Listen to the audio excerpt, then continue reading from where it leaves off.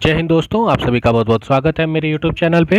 आज का टॉपिक है हमारा आज़ाद हिंद फौज, विविल योजना तथा शाही नौसेना विद्रोह। आप सभी को मैं बता देना चाहता हूं कि हम एनसीईआरटी सार संग्रह की क्लासेस कर रहे हैं, जिस पे आपको मेरे चैनल पे एनसीईआरटी सार संग्रह का प्लेलिस्ट बना हुआ है। पॉलिटी की क्लासेस कंप्लीट हो चुकी हैं, मॉडर्न हिस्ट्री की क्लासेस भी आपकी 2-4 दिन में पूरी तरीके से कंप्लीट हो जाएगी। ठीक है, चलिए आज की क्लासेस को हम स्टार्ट करते हैं। आज़ाद हिंद फौज, अगर बात करें हम आज़ाद हिंद फौज की, तो इसका गठन कब हुआ था और किस वर्ष हुआ था? तो इसका गठन हुआ था 1942 में। आज़ाद हिंद फौज का गठन वर्ष 1942 में हुआ था। अगर आज़ाद हिंद फौज का विचार सर्वप्रथम किसने सुझाया था, अगर आपसे पूछे कि ये विचार जो था ये किसने रखा था, तो मोहन सिंह ने। ठीक है, मोहन सिंह। जुलाई 1943 में रास बिहारी बोस ने आज़ाद हिंद फौज की कमान किसे सौंपी थी? तो सुभाष चंद्र बोस जी को। वर्ष 1942 में गठन हुआ था। सर्वप्रथम इसका विचार रखा था मोहन सिंह जी ने, और जुलाई 1943 में रास बिहारी बोस ने आज़ाद हिंद फौज की कमान किसको सौंपी थी? सुभाष चंद्र बोस जी को। क्लियर? आगे बढ़ते हैं।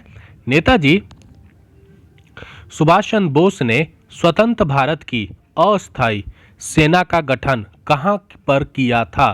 तो अस्थायी सेना का गठन नेताजी ने सिंगापुर में किया था। कहां पे किया था? सिंगापुर में। तो स्वतंत्र भारत की अस्थायी सेना का गठन नेताजी ने सिंगापुर में किया था। सुभाष चंद्र बोस ने रानी झांसी रेजिमेंट के नाम से एक महिला रेजिमेंट का गठन किया था, और आज़ाद हिंद फौज के 3 अन्य ब्रिगेडों के नाम क्रमशः सुभाष ब्रिगेड, नेहरू ब्रिगेड और गांधी ब्रिगेड रखे थे।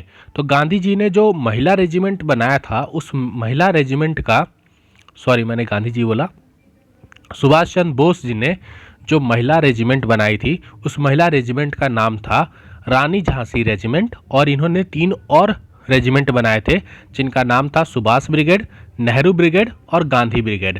क्लियर? किस देश के द्वारा सुभाष चंद्र बोस जी को अंडमान एवं निकोबार द्वीप सौंपा गया था?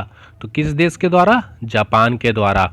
सुभाष चंद्र बोस द्वारा अंडमान तथा निकोबार का नया नामकरण क्या किया गया? तो सुभाष चंद्र बोस ने इसका नामकरण किया था शहीद द्वीप एवं स्वराज द्वीप। सुभाष चंद्र बोस जी के द्वारा अंडमान एवं निकोबार तथा निकोबार का नया नामकरण क्या किया गया? शहीद द्वीप एवं स्वराज द्वीप। क्लियर?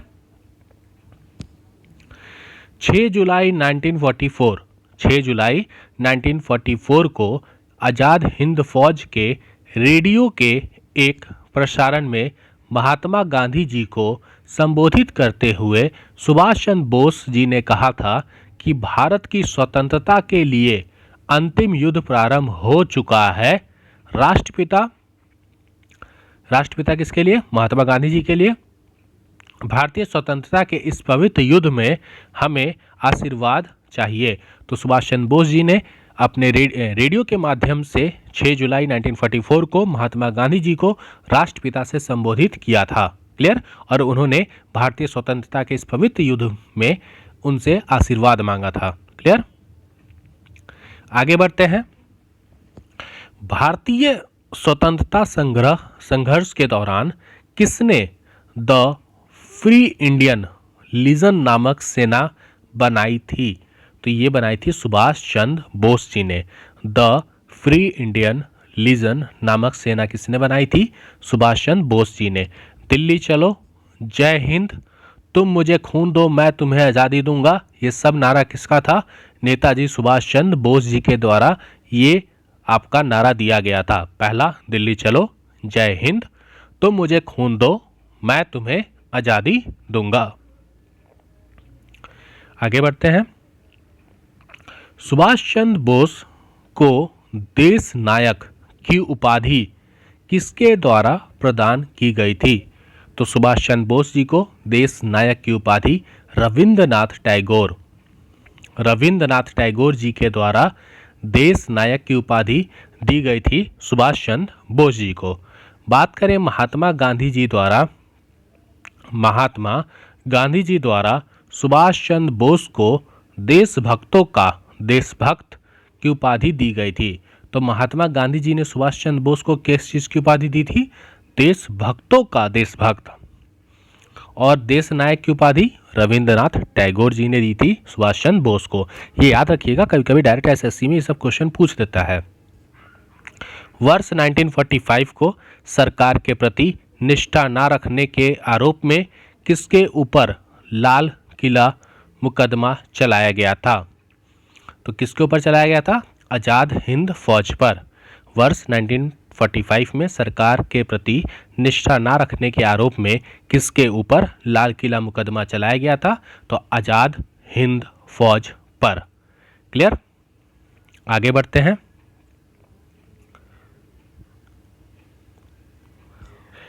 ब्रिटिश सरकार ने आज़ाद हिंद फौज के सैनिकों एवं अधिकारियों को गिरफ्तार कर नवंबर 1945 में दिल्ली के लाल किला में उन पर मुकदमा चलाया था और इसमें 3 अभिव्यक्ति प्रेम सहगन, गुरुबख्श सिंह ढिल्लों, शाहनवाज खान को फांसी की सजा तथा रशीद अली को 7 वर्ष के कारावास का दंड निर्धारित किया गया था, परंतु बाद में जनता के भारी विरोध के कारण उन्हें दोष मुक्त कर दिया गया। अब दोष मुक्त क्यों किया गया, एक चीज़ ध्यान दीजिएगा।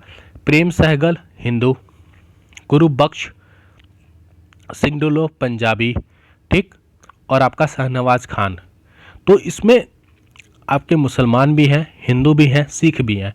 3 समुदाय के लोग को जब फांसी मिल रही थी तो उस टाइम पे हर समुदाय ये देख रहा था कि मुझे अपने लोग को बचाना है, और इसके चलते तीनों में एकता की भाव देखने को मिला। और यही एकता के भाव के चलते जनता ने क्या किया? विरोध किया। और इस विरोध के चलते ब्रिटिशर्स को ये लग गया कि अगर हम यहाँ पे गलती करेंगे तो हमारी जो बची कुची सरकार है ये भी जल्दी ख़त्म हो जाएगी। ठीक है, आगे बढ़ते हैं। किस वायसरॉय के द्वारा आज़ाद हिंद फौज के अभिव्यक्तियों को क्षमा कर दिया गया? तो वेलेन। ठीक है, वेलेन के द्वारा जो आज़ाद हिंद फौज के अधिकारी थे या अभिव्यक्ति थे उनको क्षमा कर दिया गया था। वर्ष 1944 में CR फॉर्मूला किसके द्वारा प्रस्तुत किया गया था? तो CR फॉर्मूला C राजगोपालाचारी जी के द्वारा प्रस्तुत किया गया था वर्ष 1944 में। भारतीय राजनीति गतिरोधों को दूर करने के लिए विविल योजना कब प्रस्तुत की गई थी? तो अगर आपसे पूछे कि विविल योजना जो भारतीय राजनीतिक गतिविधियों को दूर करने के लिए प्रस्तुत की गई थी, ये आपका प्रस्तुत की गई थी 14 जून 1945 को। 14 जून 1945 को भारतीय राजनीतिक गतिविधियों को दूर करने के लिए विविल योजना प्रस्तुत की गई थी। विविल योजना पर विचार करने के लिए आयोजित शिमला सम्मेलन में कांग्रेस की ओर से किसने प्रतिनिधित्व किया था? तो विविल योजना पर विचार करने के लिए कांग्रेस की तरफ से मौलाना अबुल कलाम आज़ाद ने शिमला सम्मेलन में प्रतिनिधित्व किया था। क्लियर? भारतीय राष्ट्रीय कांग्रेस का लगातार 6 वर्षों तक अध्यक्ष रहने वाले व्यक्ति कौन थे? तो मौलाना अबुल कलाम आज़ाद। 2 चीज़ याद रखिएगा इनके बारे में। पहला, इन्होंने विविल योजना पर विचार करने के लिए जो शिमला सम्मेलन हुआ था उसमें प्रतिनिधित्व किया था कांग्रेस का मौलाना अबुल कलाम आज़ाद, और 6 वर्षों तक ये मौलाना अबुल कलाम आज़ाद अध्यक्ष पद पे रहे थे। आगे बात करें आज़ाद हिंद फौज के विरुद्ध में मुकदमे में कांग्रेस द्वारा गठित आज़ाद हिंद फौज बचाओ समिति का अध्यक्ष कौन था? तो भुल्ला भाई देसाई को आज़ाद हिंद फौज बचाओ समिति का अध्यक्ष बनाया गया था। किसके द्वारा? कांग्रेस के द्वारा। आज़ाद हिंद फौज दिवस कब मनाया जाता है? 12 नवंबर 1945। 12 नवंबर 1945 को आज़ाद हिंद फौज दिवस मनाया जाता है। आगे बात करें अगर हम शाही नौसेना विद्रोह, तो 18 से 23 फरवरी 1946। शाही नौसेना विद्रोह 18 से 23 फरवरी 1946।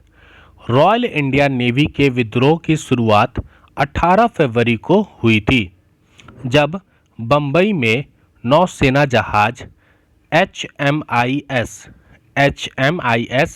तलवार के 1100 नाविकों ने नस्लवादी भेदभाव और खराब भोजन के प्रतिवाद में हड़ताल कर दिया। कब? 18 फरवरी को रॉयल इंडियन नेवी के विद्रोह की शुरुआत 18 फरवरी को होती है, जब बंबई में नौसेना जहाज जो HMIS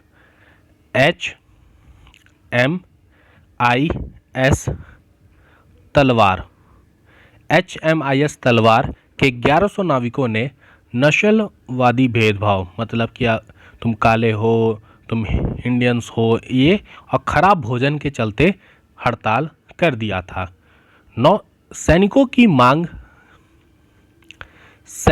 मांग यह भी थी कि नाविक BC दत्त को जिस जहाज की दीवारों पर भारत छोड़ो लिखने के आरोप में गिरफ्तार किया गया था, उन्हें रिहा किया जाए।